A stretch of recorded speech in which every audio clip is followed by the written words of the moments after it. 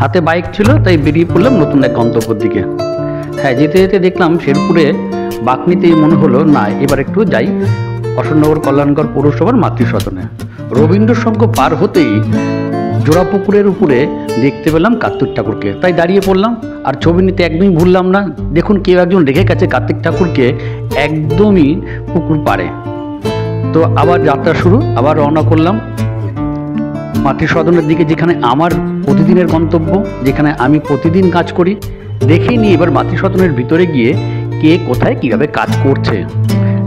ভিতরে ঢুকেই ইন্টারনেট দিকে দেখতে পেলাম রিসেপশনে, আর জানতে পেলাম এখানে ইভি ঠাকুর এখন চেম্বার করছে। তাই লোক সামলাতে পারলাম না, তাই স্যারের কাছ থেকে শুনে নিতে চাই আজকের কোনো একটা বিষয়ে। আজকের বিষয় মহিলাদের পিসিওডি।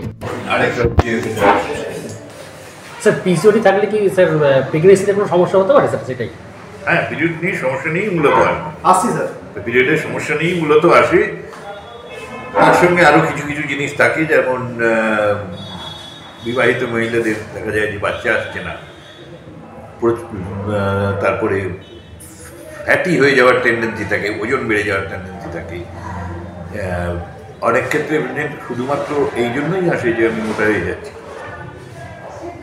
তার সঙ্গে আরও কিছু হেয়ার ডিস্ট্রিবিউশন, অ্যাকনি, ব্রণ, চুল উঠে যাওয়া, এইসব।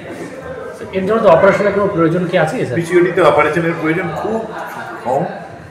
অনেক কিছু কিছু ক্ষেত্রে অপারেশনের আছে, সেটা হচ্ছে যে ল্যাপারোস্কোপি করে ওই ফলিকুলগুলো ভাঙিয়ে দেয়। যাদের বাচ্চা আসছে না তাদেরকে ওইভাবে অনেক। Thank you sir.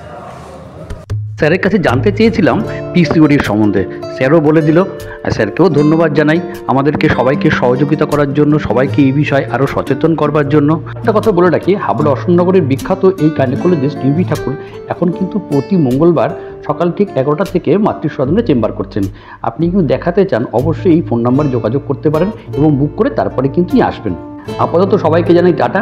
অবশ্যই আমার এই ফেসবুক পেজটি ফলো করবেন এবং আমাদের পরিবার সুরক্ষা ইউটিউব চ্যানেলকে সাবস্ক্রাইব করতে কিন্তু একদমই ভুলবেন না। দেখা হবে এবার নেক্সট এপিসোডে, অন্য কোনো জায়গায়, অন্য কোনোখানে। ততক্ষণ ভালো থাকুন, সুস্থ থাকুন।